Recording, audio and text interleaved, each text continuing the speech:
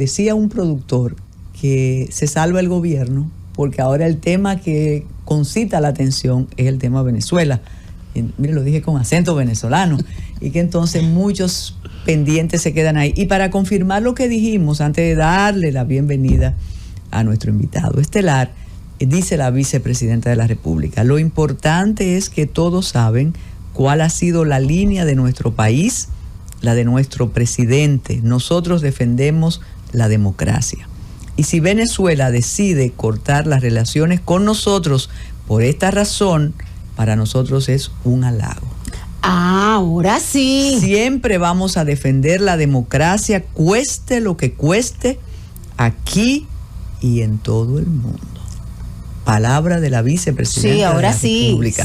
Sí, es que faltaba, o sea, que no teníamos quizás todo el contexto y así, sí, por exactamente. Supuesto. Si rompen las relaciones con nosotros por la democracia, es un halago, es la idea central del texto que se estaba compartiendo. Sí, ahí ya es contundente porque fue la reproducción de sus palabras. Claro. Julio, qué bueno tenerlo aquí. Y sé que hay un grupo de compatriotas que está en sintonía con don Julio Monteverde, con nosotros, para analizar desde adentro, aunque esté fuera. Y hay también un grupo de dominicanos muy cercanos a la historia venezolana que se atrevieron a augurar lo que podía pasar el domingo. Algunos fueron muy, muy optimistas y dijeron, no, es que se gana. Otros que nosotros tres conocemos y apreciamos muchísimo, dijo, en el hipotético caso que no, es el principio del fin. Y usted me ha dicho algo gracioso porque el humor no se puede perder y usted lo va a decir. Pero, ¿cómo usted se siente hoy, 48 horas después de aquella adrenalina por lo positivo que estuvo presente en toda la comunidad venezolana, residente aquí, residente en cualquier otra ciudad del planeta y residente en Venezuela? Bienvenido, Julio. Muchísimas gracias, como siempre, encantado de estar aquí en este programa con usted. Hola, ¿cómo estás? ¿Cómo Bien, te va? Gracias, feliz. Mire, difícil respuesta. Se siente, y voy a tratar de ser lo más objetivo que pueda dentro de la subjetividad que me lleva a ser venezolano. Conversaba con una compatriota antes de entrar acá, que es como una montaña rusa. O sea, el domingo estábamos con incertidumbre, el sábado estábamos con alegría, ya el lunes entonces estamos con tristeza, con pesar, con desesperanza. Entonces es como que cada día es una emoción distinta y estamos verdaderamente desequilibrados. No sabemos qué pensar, no sabemos qué decir, porque definitivamente son muchas emociones en muy corto tiempo. Y sí, definitivamente estamos frente a un evento que no es inédito. Estuve haciendo mis investigaciones, no es inédito en el mundo, pero sí pareciera que es el principio de una era, ¿no? El principio de un ciclo que indefectiblemente va a terminar, porque los ciclos no son eternos. Entonces, bueno, yo siento que, y también lo comentaba con ese amigo en común, el hecho de que es un fin que en algún momento va a llegar y que si ya se hace insostenible, o sea, ya se hace insostenible una situación que va a ir terminando poco a poco. Vamos con el contexto, okay. Y desde su especialidad de analizar comportamientos, de analizar mensajes. Estas elecciones tenían o tienen como elemento fundamental que por primera vez la oposición se cohesionó. Sabemos lo del liderazgo diferido, porque es María Corina la que está comandando adelante, atrás. La pregunta es, si el régimen controla el Poder Judicial, el Poder Legislativo, las Fuerzas Armadas, el Consejo Nacional Electoral, ¿por qué la apuesta electoral? Yo le diría, conocedora de los sistemas electorales, bueno, es que Venezuela tiene un sistema electoral excelente y el chavismo siempre se ha expuesto a la ratificación de los votos. ¿Por qué ahora iba a ser diferente, Julio Monteverde? Bueno, yo podría traer varias aristas a la mesa. Número uno, que no es contra el chavismo ahora. Ahora es contra el madurismo, que quizá no tiene la misma destreza política que pudiera tener Chávez en su momento. Ya no existe un chavismo, ya no hay un chavismo per se. Tenemos un madurismo con un chavismo como bandera, ¿no? Pero con una bandera bastante escueta, ¿no? Otra de las grandes apuestas es que antes había habido cohesión en algún momento, pero una cohesión con muy poca estrategia, cosa que sí se hizo acá. Muy poca estrategia porque, bueno, siempre los inhabilitaban, siempre les daban un golpe bajo que previeron en este momento. De hecho, cuando inhabilitan a María Corina, entonces sale un plan B que es Corina, y luego de que inhabilitan a Corina sale un plan C que es Edmundo, que me atrevería a pensar que estaba ya planificado. Me atrevería a pensar que había un plan A, un plan B, un plan C, un plan D, porque de verdad que ya hay demasiada experiencia en elecciones, ¿no? Y otro de los elementos importantes es que creo que se ha estado, y hay señales de eso en diferentes entrevistas de radio y televisión, que se han estado enviando señales y se ha mandado, se ha preparado una estrategia política y sobre todo una estrategia comunicacional que ha ido enviando como señales, aunque muy sutiles, a mi parecer debieron ser más agresivas, para poder decir, este es el plan era este. Y ha traído como consecuencia algunas acciones que no habíamos visto. Acciones tan inmediatas como romper relaciones inmediatamente, como que se exija inmediatamente la salida del personal diplomático. Y de verdad, la salida del personal diplomático, y por lo menos muestra. Si lo que estás diciendo es verdad, entonces, como ocurrió con el expresidente Leonel, bueno, te recomiendo que las muestres. Porque si estás tan seguro y si estás hablando de un 51 contra un 44, es que tienes una data lo suficientemente eficiente y verídica. Entonces, bueno, vamos a ver, muéstralo. Cosa que no ha hecho. Siento que ese desgaste, esa campaña de desgaste que se hizo de parte de la oposición, es como una campaña donde se acorraló. Ya entonces está despertando cierta gente, algunos personeros que no habían despertado, y un pueblo que volvió y retomó esa valentía y esa fuerza que había perdido en elecciones anteriores.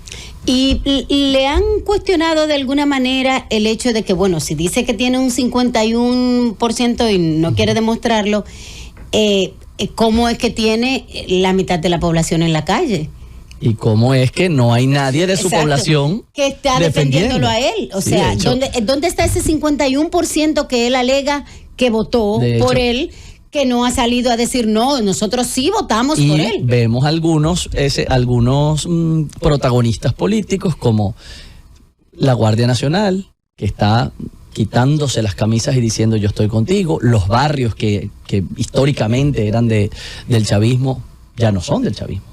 Y ya están bajando a las ciudades y diciendo aquí estoy. Y hay una frase popular que se rueda entre el pueblo de la oposición que dice: ni siquiera podemos atacar a los chavistas o a los maduristas porque es que no hay, porque es que no están. ¿A dónde los buscamos? ¿Contra quién luchamos? Quizás el error, bueno, son muchos, pero decir antes de que el órgano electoral hablara, declararse y con los porcentajes sin revisar las actas. Mire, hoy escribe el subdirector de Diario Libre, don Benjamín Morales, aludiendo a una película puertorriqueña, Nicolás y sus amigos, y él dice que el error ha sido atacar solo al presidente Nicolás Maduro. Que Nicolás Maduro tiene un entorno, y aquí que estábamos hablando de estrategia y de seguridad, que ese es del que se ha perdido la oposición y que ese es el impenetrable. Yo siento, no sé si son empáticos conmigo en esto, yo siento que se ha dedicado demasiado a Nicolás Maduro cuando es el que menos tiene. Porque siento que Cuba, por ejemplo, está detrás de todo esto, que hay una estrategia, un engramaje completo a quien no se le está dando importancia. Nosotros tenemos 2 aviones de Rusia desde hace 15 días estacionados en el hangar presidencial. Y de eso no se ha dicho nada. Como los portaaviones aquí en otra época de los Estados Unidos. Allá. Entonces era como, aquí están 2 aviones rusos. ¿Llenos de qué? No sabemos. No sabemos si hay armas, no sabemos si hay militares rusos, no sabemos si es para que huyan, que también es una de las teorías, pero de eso no habló nadie. Entonces, todo lo que está en torno a Nicolás Maduro, llámese Diosdado Cabello, llámese Delcy Rodríguez, llámese Jorge Rodríguez, llámese Rusia, llámese China, llámese Cuba, no se le prestó especial atención. No se le dio, no se ubicó dentro de la estrategia, bueno, vamos a neutralizar aquí, neutralizar allá. de los mitos, los mitos fundacionales que colocan a la oposición nacional e internacional contra la pared, porque dicen es que hablan sin saber. Uno de ellos: nunca había estado Venezuela mejor que ahora, porque todos tienen poquito, pero tienen.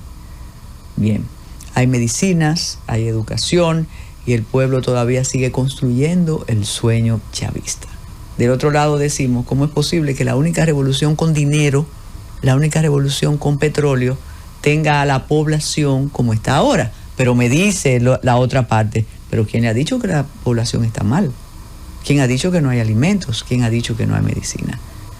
¿Qué le dice su hijo? Hay una brecha. Yo estuve ahí en Semana Santa. A mí, además de decírmelo mi hijo, mi mamá y mi papá, yo estuve en Semana Santa. Yo vi una ciudad preciosa, pintada, arreglada, con medicamentos en los anaqueles, pero con un pueblo ganando $30 mensuales. El pueblo venezolano se mantiene con las remesas de todos los que estamos afuera. Entonces eso es algo que no se dice, porque entonces lo que me decía mi mamá, mira, sí, yo le decía, mami, pero aquí hay de todo. Exacto. Mamá, mira esta farmacia llena de medicamentos por todos lados, bodegones con licores por todos lados, mercados. Sí, pero si yo lo que gano son $30 mensuales, $30 mensuales, ¿qué compro con $30 mensuales? ¿Y quién compra esos productos? Compra esos productos la gente que tiene dinero porque sus familiares le envían. Porque yo le envío, por ejemplo, $250 a mi mamá cada 15 días. Eso es una fortuna millonaria. Exacto. Cuando yo le envío a mi hijo, mira, te regalo de cumpleaños $100. ¿Eso es un salario de 3 meses? Multimillonario. El salario de 3 meses de su mamá. De su mamá. Entonces, papi, ¿qué hiciste con el dinero? Y se la compra en la casa, ayudé a mi mamá, me compré un par de tenis, me compré un perfume, porque es multimillonario. Claro, pero no es porque el país se encuentra bien, porque hay una producción. ¿Y cómo se llegó a eso, Julio?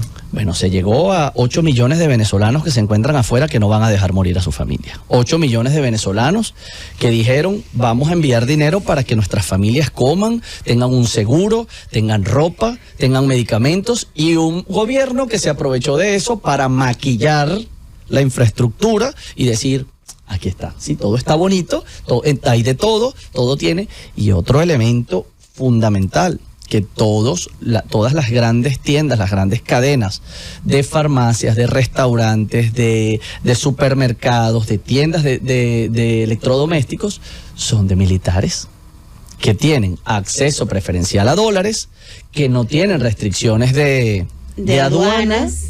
Y que dice, bueno, por supuesto, pero si aquí está el televisor de última generación, si aquí tienes el teléfono de última generación, si está lleno de comida importada, de chocolates, de chucherías y de golosinas importadas de todo el mundo, claro, pero ¿quién es el dueño? El coronel tal, el general tal, el capitán tal, el teniente tal. Esos son los dueños de esos grandes empresas. Algunos dicen que eso es obra de los cubanos. ¿Usted está de acuerdo? Por supuesto que estoy de acuerdo. ¿Así tan rápido? Por supuesto que estoy de acuerdo, porque ha sido históricamente el titiritero de todo este gobierno. De hecho, hay pruebas fehacientes de que personeros del gobierno que no eran adeptos a Cuba no tienen una posición política privilegiada. En el momento que Hugo Chávez muere, el 5 de marzo de 2012, estaban dos personeros, dos protagonistas, que era Diosdado Cabello y Nicolás Maduro. Pero Diosdado Cabello, que era el vicepresidente, no era adepto a Cuba, no era simpatizante a Cuba. Entonces llega y Cuba dice, es este el que vas a poner. Es este el que va a ser el presidente. Y por eso se nombra el presidente, o sea, se nombra incluso antes de Chávez, lo nombra. Si algo me pasare, entonces mi hijo Nicolás Maduro es el que va. Imagínese. ¿Y cómo ha percibido la población en Venezuela los procesos de expropiación?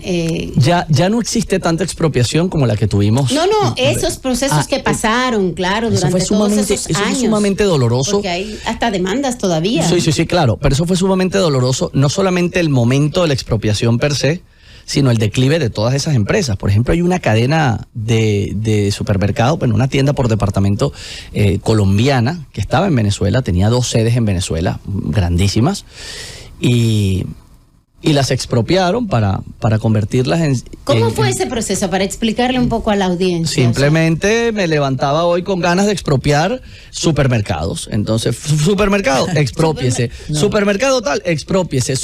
Mañana me desperté con ganas de expropiar... Estaciones de combustible. Estaciones de combustible.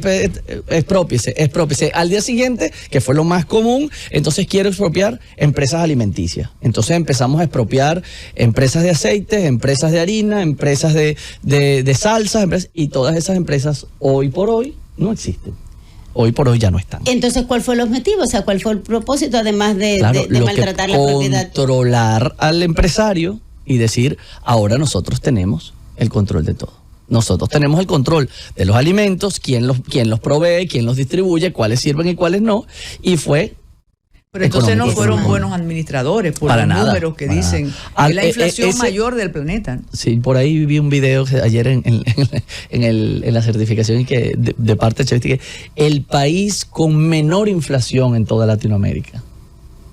Una inflación de 1086%. Sí. 1086%. Entonces estamos hablando de una mala administración que llevó a los 3 años de expropiar un supermercado como se llamaba Éxito en ese momento, de la cadena Éxito de Colombia. Sí, que está en otros países. Está en muchos países de Latinoamérica. Sí. A los 2 años de que habían expropiado eso, ya no había nada en los anaqueles. Ya los pisos estaban dañados, ya los vidrios estaban partidos. Vandalismo, o sea, se lo consumieron como depredadores y ya, entonces ya eso no eran depósitos para otras cosas. Pero ¿qué le decían a la población? O sea, ¿cuál era una explicación? O sea, el propósito por el que estoy expropiando. Ellos lo que decían era que la empresa privada estaba especulando con los precios y nosotros ahora, como somos los buenos del cuento, vamos a controlar esa especulación. Entonces, claro, ponían sus productos, bajaban los productos a un costo que definitivamente era insostenible y al cabo de 2 años, 3 años, las empresas quebraban. Julio Monteverde, Cuba no está ahora en su mejor momento, al contrario, se han declarado en una economía de guerra. Entonces, ¿por qué ese interés en Venezuela? ¿Qué les da Venezuela a los cubanos? Y en segundo lugar, ¿la narrativa chavista ya no existe? ¿Es la de Maduro o es la narrativa del chavismo que mantiene unida a la familia bolivariana? Vale, lo primero, Cuba necesita de los recursos venezolanos, que siguen estando, sigue habiendo petróleo, sigue habiendo oro, sigue habiendo minerales y recursos inagotables en Venezuela. El país que tiene la mayor cuenca petrolera del mundo es Venezuela. Entonces sigue sacando, ¿no? Entonces Cuba necesita esa inyección de dinero, de divisas, porque definitivamente Venezuela ya no maneja bolívares, Venezuela maneja dólares. Y uno va a cualquier negocio, ¿cómo vas a pagar? ¿Con divisa, con CELE, con plataformas digitales de dólares, dolarizado totalmente? Y esos dólares que entran, ¿y cómo entran esos dólares? Con todas las personas que vamos mes a mes, año a año, llevar dólares a Venezuela y a dejar dólares allá. Entonces, ¿qué pasa? ¿Cuba qué necesita? Esos dólares, necesita ese petróleo, necesita esos minerales, necesita esas piedras preciosas, necesita esos minerales tan poderosos que tiene Venezuela para poder saldar deudas, para poder mantener también su parapeto de gobierno, porque al fin y al cabo también es un parapeto de gobierno. Bueno, hace un rato hablabas de estas escenas que hemos estado viendo en internet, de miembros de la Guardia Nacional quitándose el uniforme y solidarizándose con la población. En Venezuela se da una situación que es diferente acá con relación al voto, al derecho al voto o a la participación. ¿Todavía en este proceso pudieron votar los militares? No. No hubo votación de militares, hubo sí mucha custodia militar y mucha presión de los militares, pero no hubo voto de los militares. La situación ha hecho que Julio Monteverde se empeñe en describirnos la situación, porque él es mercadólogo, publicista, sabe hacer campañas. En oratoria. Exacto, cómo enseña a hablar. ¿Ha sido tan potente la narrativa chavista de propaganda para que todavía una persona que nació durante la revolución crea en el chavismo? La gente que nació en la revolución difícilmente cree en el chavismo. No me digas. La gente que nació en revolución, bueno, por prueba de ello, mi hijo nació en el año 2008, nace en revolución y aversión total al gobierno, ¿no? Es muy difícil. ¿Quién queda? Queda la gente que tiene de alguna forma riqueza del gobierno, trabaja para el gobierno o de alguna forma tiene alguna conexión económica, pero la gente joven, la gente, por un lado la gente joven que vivió que nació en esto y no lo soporta, y por el otro lado la gente mayor que vivió la bonanza venezolana y dice, y compara, hace el comparativo y dice no. Pero sí hay una narrativa madurista que se ampara mucho en que Chávez nos mandó, que Chávez lo hizo con Bolívar en su momento, que el mensaje de él era el instrumento de Bolívar, y entonces ahora Maduro es el instrumento de Chávez, ¿no? Maduro es el brazo ejecutor de ese sueño. Pero la población sigue creyendo, entonces. Hay población que todavía cree, hay población que todavía, yo no entiendo de verdad, con todo lo que pudiera haber estudiado el tema, no entiendo cómo hay cómo vive una gente que come una vez al día, o que no tiene pasta de diente para cepillarse, o que se acuestan sin comer porque en todo el día no pudieron comer nada, o un arroz con mantequilla, y dice todavía yo creo en mi revolución. Y entonces hay ese enemigo común que es los Estados Unidos haciéndome un bloqueo, que eso en Cuba se manejó hace mucho tiempo, es Estados Unidos que me tiene sanciones, es la oposición, son los oligarcas, siempre hay un enemigo común, nunca es el gobierno, ¿verdad? El que está haciendo, Tenemos que hacer la pausa, nos dice Francis, y ahora que mencionó el nombre que cubre Venezuela y que nos cubre a todos, Estados Unidos, tenemos que hablar cuál es el papel de Estados Unidos en esta situación. Hacemos la pausa. Estrategia. Sí. Yo recuerdo cuando nos guiñamos los ojos, cuando estaba haciendo el análisis de una campaña, yo dije, este señor está en la cosa. Estados Unidos en este asunto. Y luego, y es complaciendo muchas solicitudes que usted debe tener. Tengo para acá, incluso a propósito del tema de la revolución. Aquí hay corrupción, narcotráfico, también por qué no fue Diosdado y fue Maduro, y otros asuntos más delicados. Pero Estados Unidos, ¿qué quiere Estados Unidos? Bueno, Estados Unidos ahora tiene su casa en llamas. No creo que tenga el tiempo para voltear, ¿no? Ni el tiempo ni la disposición para voltear, sobre todo porque Donald Trump maneja gran parte de todo ese aparataje político y estratega de los Estados Unidos. En este momento tiene su casa en llamas y creo que está más enfocado en apagar sus llamas, en organizar su casa, que en meterse en otros problemas. Ha habido algunas declaraciones de uno que otro protagonista político, pero no ha habido de los verdaderos protagonistas del escenario político electoral que en este momento está viviendo los Estados Unidos. Creo que su intención siempre ha sido la democracia, siempre ha sido, o por lo menos aparentemente, el buen vivir del pueblo, y que siempre se va a plegar a lo que dicte la ONU, a lo que se maneje a través de la OEA. Pero creo que en este momento no están enfocados en Venezuela. No ha habido declaraciones verdaderamente poderosas, ¿no? Como de Carter, o sea, que es otra cosa. Era ¿no? otra época, sí. y otro personaje. ¿Usted tenía algo ahí, Carolina? Sí, bueno, no es una pregunta así tan dura, es un poco más fancy, porque ha llamado poderosamente la atención que ahora con las noticias que tenemos de Venezuela, que a la primera dama se le llame primera combatiente en esta gestión gubernamental, porque duraron mucho tiempo sin tener primera dama. Sí.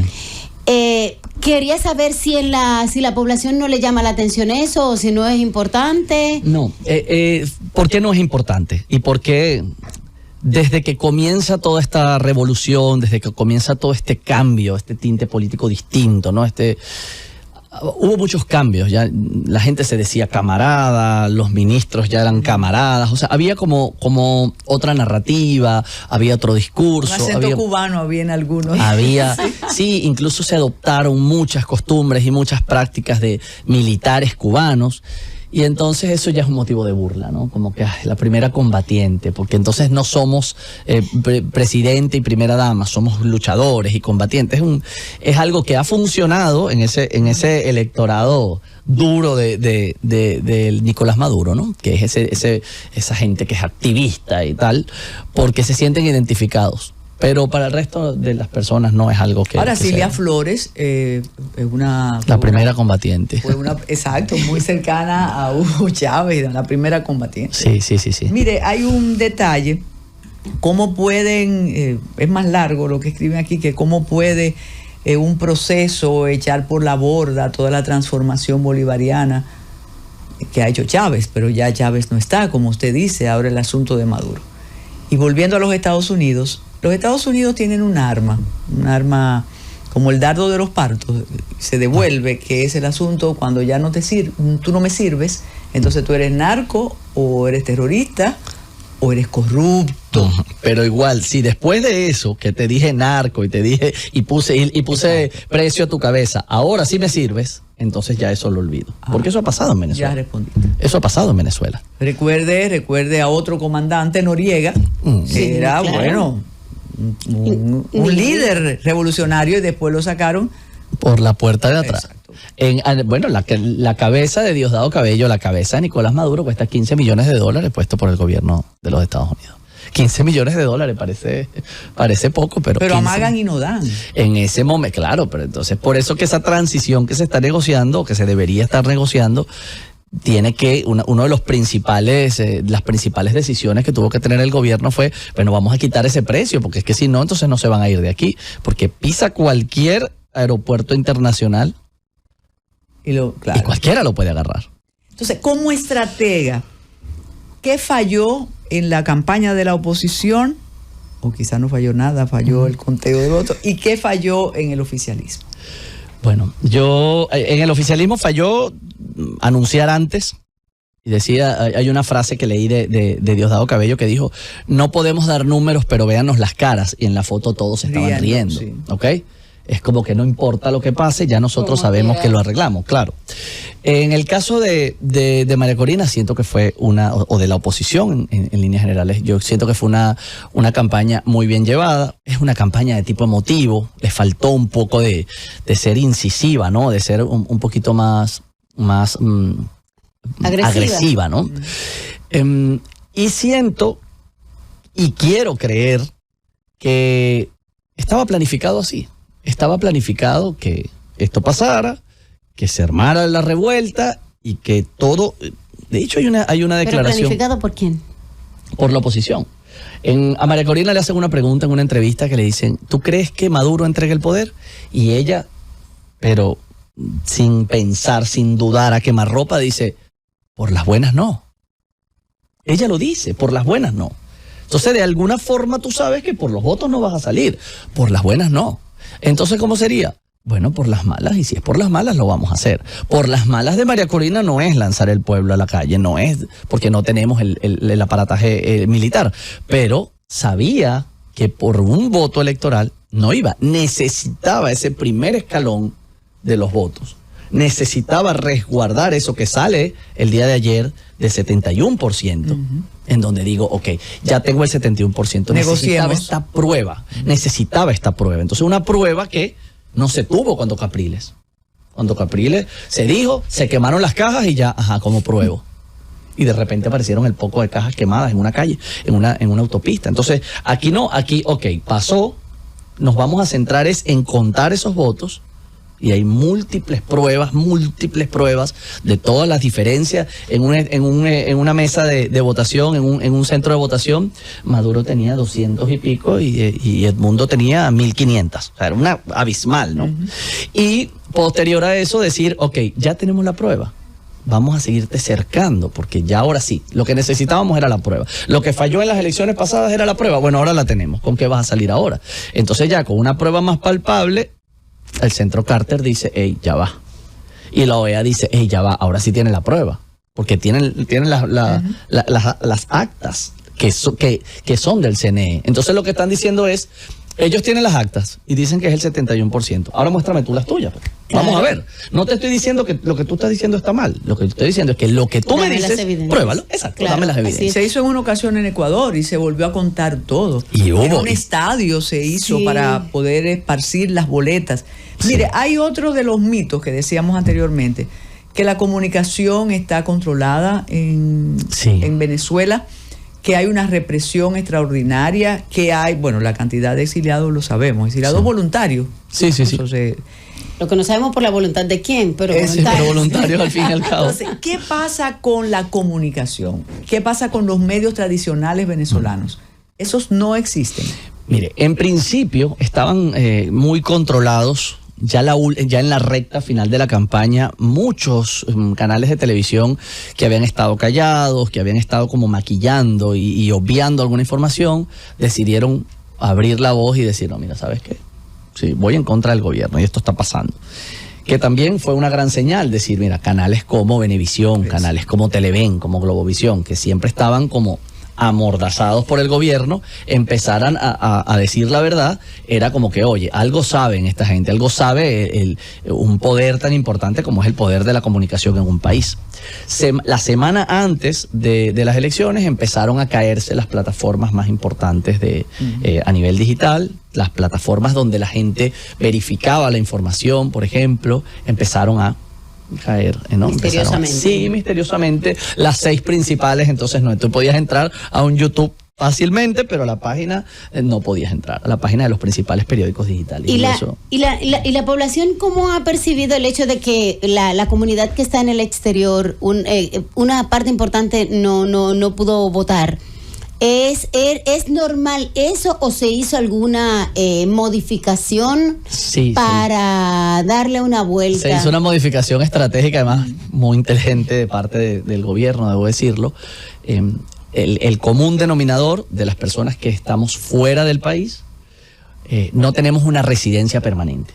O están ilegales o estamos tramitando la residencia, y para eso tú tienes que tener por lo menos 2 años, en algunos países 3, en algunos países 5. Entonces, el requisito... No podía votar. El requisito el nuevo requisito para poder votar en estas elecciones... Justo en estas es que, imagínate, claro, tienes 8 millones de personas fuera del país.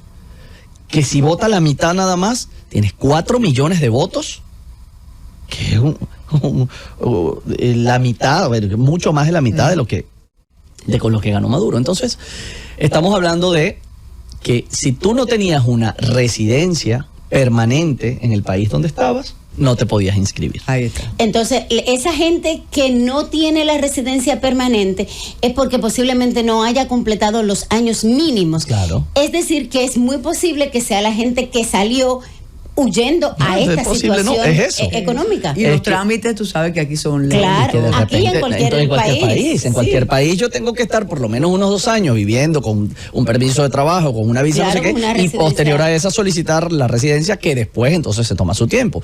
Pero ahora, esa gente fue una genialidad, al que se le ocurrió la idea fue... Definitivamente. Eso que esas personas que salimos, que somos 8 millones, es gente que iba a estar en contra. O sea, hay que neutralizar a esa gente, hay que neutralizar a la gente que está afuera. La gente que estaba afuera hacía, sin nada más. De nosotros.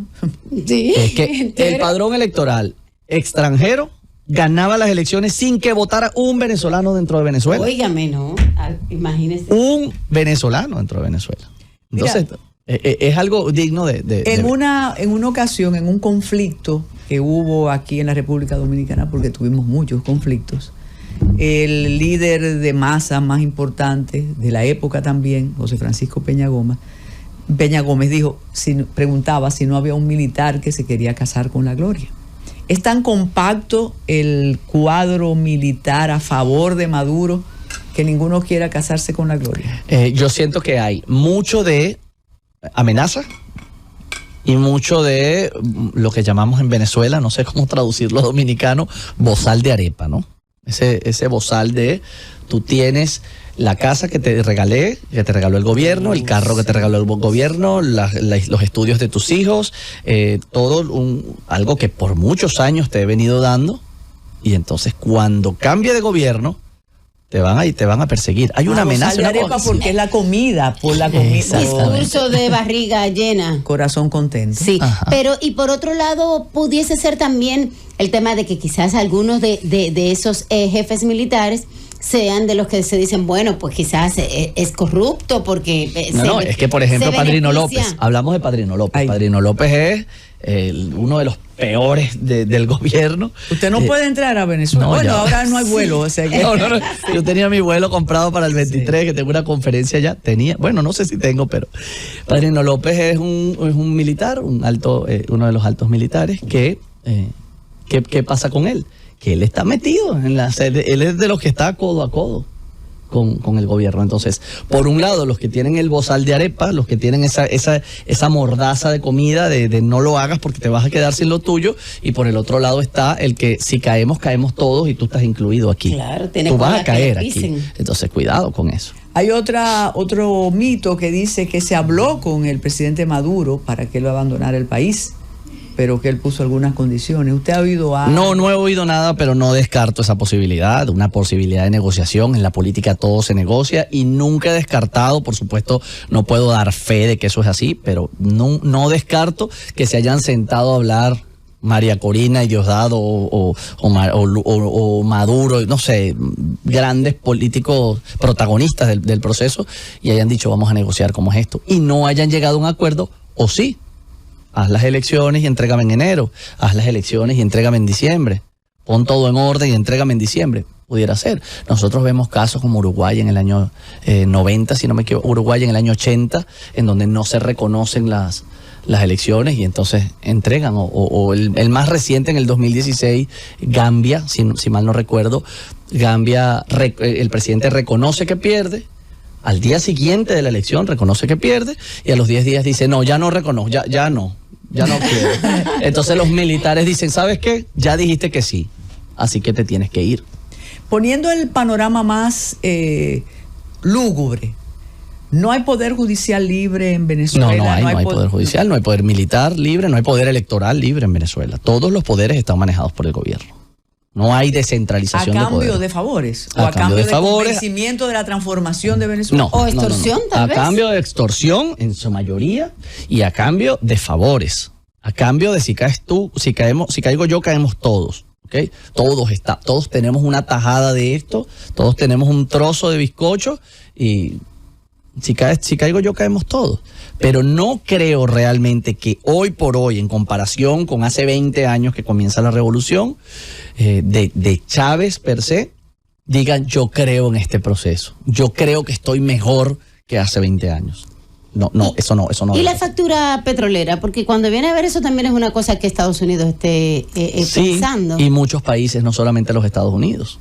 Yo recuerdo muchos países que dieron voto nulo, se abstuvieron en muchas de las votaciones de la Organización de Estados Americanos. Muchísimos porque decían, o le debo a Venezuela, o tengo pendiente una negociación con Venezuela, entonces yo ni a favor ni en contra, me abstengo de votar. Entonces es preferible decir, no, yo me abstengo de votar, no me meto en ese problema. La cifra de exiliados voluntarios o alejados de su país, hay coherencia en decir que son 8 millones. Eso es muchísimo. Pero hay una cifra que casi no se menciona y es la cifra de los presos políticos. ¿Eso infunde temor en la población o es parte de la fantasía contrarrevolucionaria? Eso se mantiene como una incógnita precisamente para que sea eso, para no poder contabilizar cuántas personas están vivas, están muertas o están presas. Hay gente que tiene 2 años, 10 años desaparecido. Cuando empezó el verdadero quiebre, que fue en el 2014, en el 2014 murió mucha gente y desaparecieron a mucha gente que hoy por hoy no sabemos dónde está. Y que no tenemos desaparecen gente famosa a la que se le puede seguir la pista. Imagínense la cantidad de gente que no sabemos. Que estaban pasando por ahí, que la subieron en una tanqueta, o la subieron en una furgoneta y se las llevaron y no sabe. Y a quien, el hijo Juan Pérez, el que nadie sabe quién es. Pero no hay una cifra, habrá cifra maquillada de los más famosos, pero... Bueno, hay una información ahora de esta mañana de un secuestro de un... Sí, es un comediante Hay uno de un comediante y hay uno de un... no recuerdo el nombre, es un dirigente del Partido Voluntad Popular. No me acuerdo, Luzano, si no me equivoco, el nombre, el apellido. Y es un dirigente, un alto dirigente muy conocido de Voluntad Popular. Y ese comediante es un comediante conocido y Diosdado Cabello dijo, voy por la cabeza de él. O sea, directamente en cadena nacional. ¿Cuándo fue la última vez que Venezuela tuvo una crisis parecida a esta? En el 2017. Nosotros hemos tenido dos crisis. ¿El Caracazo fue en el 2017? En el 89. El Caracazo. Después, o sea, posgobierno revolucionario, que por ahí creo que va tu pregunta, en el 2014 hubo una primera muy grave, y esa pensamos que iba a ser ya, si pasamos esta, luego vino la del 2017. Cuando lo del caso de Capriles. En el 2017. Sí. En el 2017. Y ya para despedirlo, aunque no quisiéramos, en este momento, 48 horas después, ¿qué usted vislumbra que puede ocurrir? No tiene que comprometerse porque todo cambia cada... No, exacto. No me comprometo, además que sería irresponsable de mi parte porque primero no estoy allá codo a codo. Y no trajiste la bola de cristal. Exacto. Porque a Maduro no le importa lo que diga la OEA. Él se ha peleado con la OEA. 100 veces se ha peleado y si no, bueno, si no te gusta te vas, ¿no? Pero hay algunos elementos importantes. La Corte Penal Internacional está en Venezuela, llegó semanas antes de las elecciones e instaló una oficina en Miraflores. Dijo, yo vengo para acá a instalar una oficina, dime dónde me voy a poner, con su fiscal y todo, que es algo que pudiera que pudiera ser una señal de algo a favor. Que tengamos las actas, evento inédito, que tengamos unas actas que demuestren la realidad, es un acto inédito. Que tantos países hayan cortado relaciones, es un acto inédito. ¿Qué me podría dar a mí una luz de esto? Que es el principio del fin y como le dije antes de que entráramos, es el primer capítulo de la última temporada. O sea, es el primer capítulo de una temporada que indefectiblemente se hace insostenible y que tiene que caer, porque ya, o sea, ¿cómo sostengo esto ante la comunidad internacional y desde cualquier ámbito del escenario? Está en crisis. El escenario político, el escenario social, el escenario económico, el escenario internacional, todos los escenarios están en crisis. O sea, tienes el barco incendiándose por todos lados. ¿Qué vas a hacer? ¿Qué vas a hacer? Bueno, Julio, se quedan muchas preguntas. Sí. Ahí dicen que por fin, usted no ha dicho que si están a favor del madurismo, los militares. Claro que lo dijo, sí, Cándido, él lo dijo. Sí. Y el Consejo Nacional. Dijo las razones por las cuales están, ya sea o por necesidad o por extorsión. Pero están. No sé, y me atrevo a decir que no en el 90% de los casos por verdadera convicción, pero porque se les nota en las caras, se les nota en las reacciones, pero si estoy extorsionado, si estoy amenazado, si estoy comprado, entonces ahí hay voluntad, ¿no? Después, que nadie nos escuche, le vamos a preguntar cómo se siente cuando hay dominicanos que defienden mucho la revolución bolivariana. ¿Podría decir ahora cómo me siento cuando los dominicanos nos dan la mano, cuando los dominicanos nos abrazan y nos dicen estamos contigo? Y eso es algo que hay que agradecerle a todos los dominicanos, porque comparo con otros países donde están familiares, donde están mis hermanos, donde está mi familia, y dicen aquí no nos quieren, aquí hay xenofobia, aquí hay rechazo, y definitivamente República Dominicana ha sido un país que nos ha abrazado, y eso se lo agradezco en nombre de todos los 121,000 venezolanos que estamos aquí. Reciprocidad. Hay toda una deuda histórica con el pueblo venezolano y con algunas autoridades también. Muchísimas gracias, Julio. Gracias a usted. Y ustedes se quedan con el gobierno que estábamos esperando, el gobierno de la tarde. Hasta mañana.